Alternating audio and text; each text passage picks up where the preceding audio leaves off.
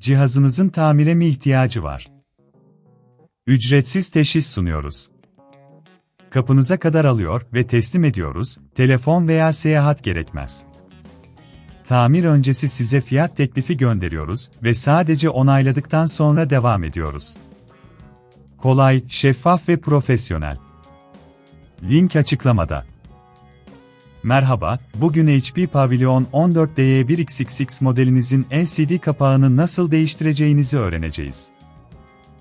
Bu işlem için ihtiyacınız olan araçlar arasında bir tornavida seti, plastik açma aletleri, temizlik bezi ve yeni bir LCD kapağı yer alıyor. İlk olarak, cihazınızı kapatın ve güç adaptörünü çıkarın. Ardından, alt kapağı açmak için tornavida ile vidaları çıkarın. Bu vidalar genellikle cihazın alt kısmında yer alır. Vidaları çıkardıktan sonra, plastik açma aletini kullanarak alt kapağı dikkatlice çıkartın. Alt kapağı açtığınızda, iç bileşenleri göreceksiniz. O aşamada, toz ve kir birikintilerini temizlemek için temizlik bezinizi kullanabilirsiniz. Bu cihazınızın iç parçalarının sağlıklı çalışmasını sağlayacaktır. Şimdi, ekranı çıkarmaya geçelim. LCD'yi tutan vidaları bulmak için ekranın kenarlarını inceleyin. Bu vidalar genellikle ekranın her köşesinde ve yanlarında bulunur. Vidaları çıkardıktan sonra, ekranı dikkatlice yukarı kaldırın. Eğer bunun çok zor olduğunu düşünüyorsanız, evden alın ve teslimat hizmeti sunduğumuzu unutmayın.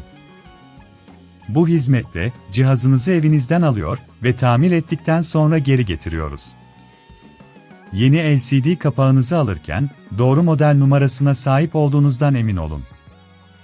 Yeni kapakla birlikte, ekranı yerine yerleştirirken dikkatli olun. Ekranı yerine oturtun ve daha önce çıkardığınız vidaları geri takın. Vidaları sıkarken, aşırı güç uygulamaktan kaçının, çünkü bu ekranın zarar görmesine neden olabilir. Ekran montajını tamamladıktan sonra, alt kapağı tekrar yerine yerleştirin. Kapağı kapatmadan önce, tüm kabloların düzgün bir şekilde yerleştirildiğinden emin olun. Alt kapağı kapatırken, tüm vidaları yerine takmayı unutmayın. Cihazınızın sağlamlığını sağlayacaktır. Tamir öncesi fiyat teklifi almak isterseniz, bizlere ulaşabilirsiniz.